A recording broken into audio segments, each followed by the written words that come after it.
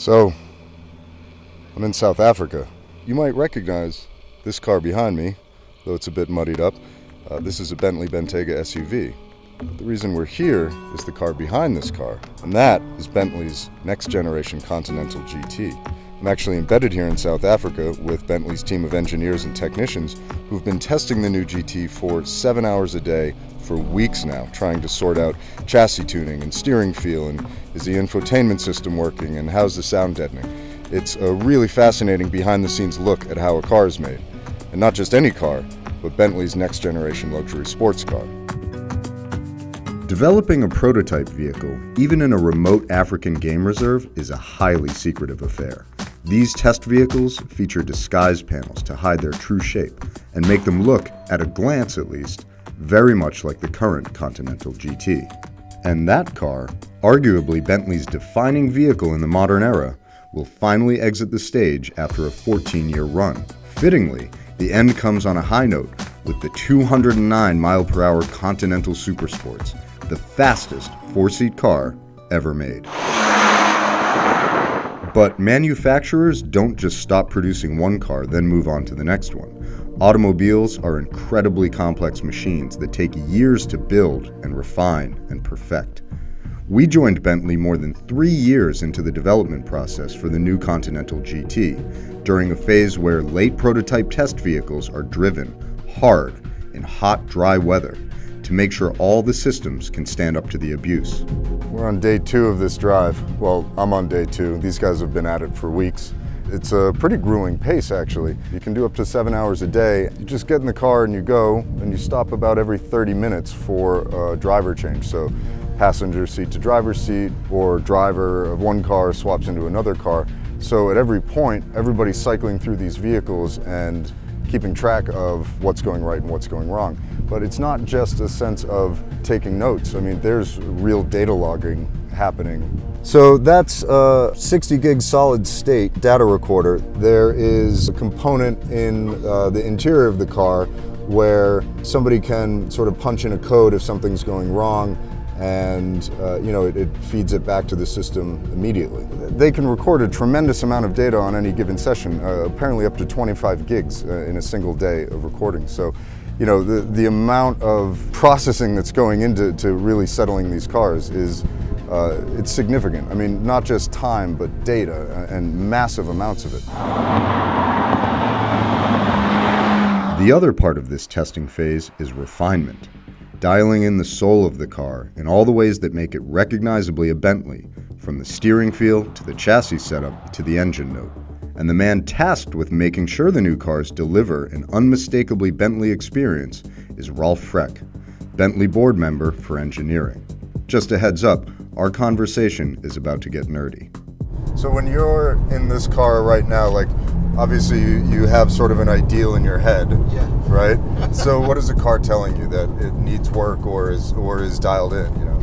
For me, in this phase, it's important that when I get into these cars, I'm checking by myself what functionalities are needed, how are they working, what problems are still in there. But the main topic is it's not my task to do the calibration for the engines or the shift, to define the shifting points or the setup of the car. The important thing for me is that the overall feeling of this car is absolutely a Bentley. This effortless driving, effortless acceleration. This car, I mean, just having gotten out of that one in front, this car feels a little more rattly, like it's inside. More open. This car is much more open. Yeah. This is a car which has less damping material into it, so you feel it. We worked on this car much harder to get it on let's say on the future production intended level than this car. This is the car from the powertrain department. This is more where we look for shifting behaviors because this you felt these hard shifts which are still in. So therefore we looked on this car more for, let's say, for the acoustic and for everything. Sort of a tough challenge.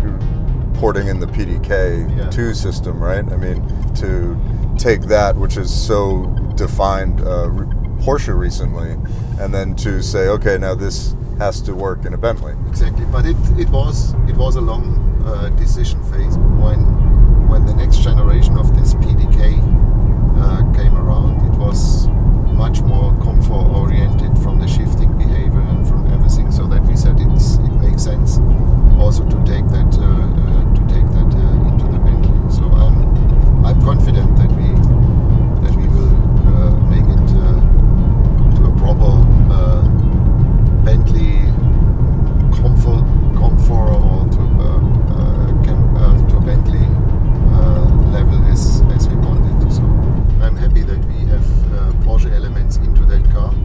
It's good to have also these, let's say, more dynamic direction now into the car. Mm-hmm. But of course, there will be differentiations into that car. This car is luxury is one world, comfortable is the other world. That doesn't mean that the car is not behaving dynamic, so we have to combine it.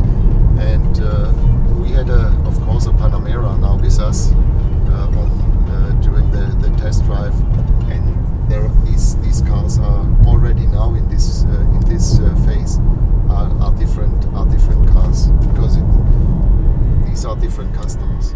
So, what makes this new Bentley really new? As mentioned, the 2018 Continental GT is built on the same platform as the Porsche Panamera, which means a sportier ride. The new cars will have less mass in the nose for better weight distribution. The interior layout is a complete rethink, with room for a massive MMI infotainment screen and the first ever digital gauges in a Bentley. Even the seats have been completely reworked. But the biggest change of all is the addition of the EAWS system, also called Bentley Magic Ride, from the brand's Bentayga SUV. More on that in a minute. First, here's Rolf on what makes a Bentley a Bentley.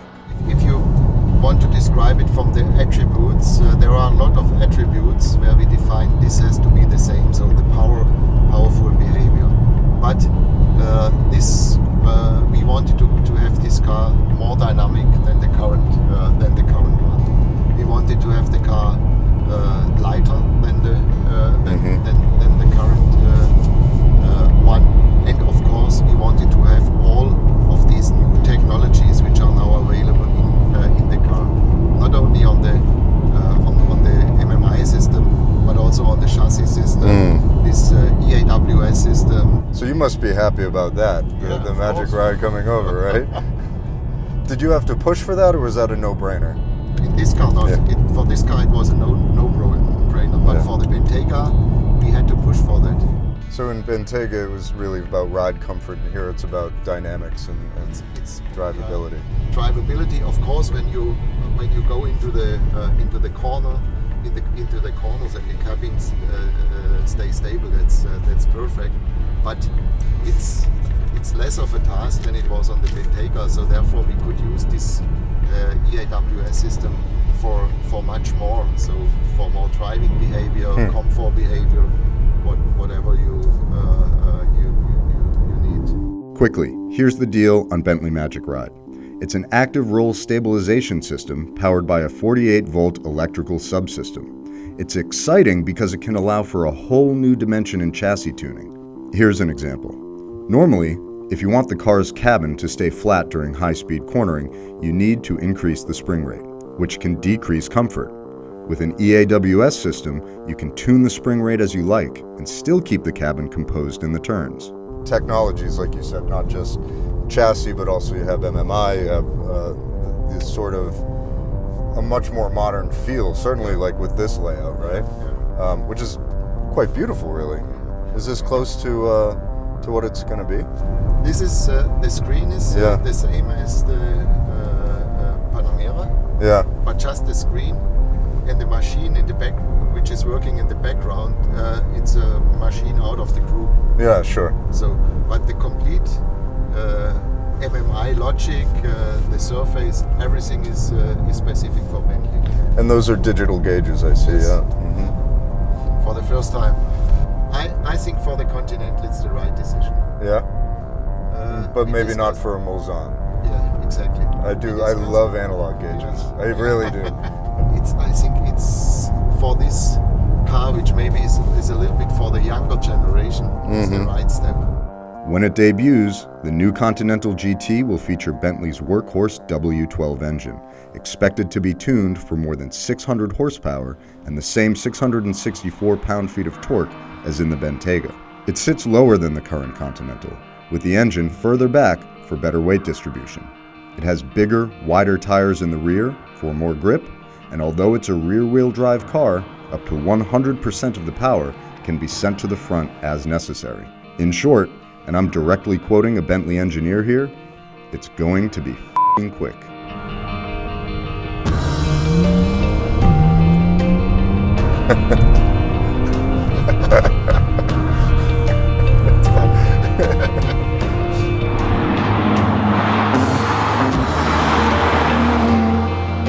Back at the hotel, and this part of the development drive is done. For me at least. I'm packed up, I'm heading home. These cars are covered up, but they're heading to Sweden for even more testing. I've had a couple days in the car, passenger seat only, no driving, but I can tell you that the Panamera platform is a really, really wonderful thing for this car. The dynamic driving, the grip, that is all really dialed in. In fact, I think Bentley's gonna have to work to add the luxury in that they need, but they're aware of that and they're working on it. The interior actually might be the thing that surprises people the most.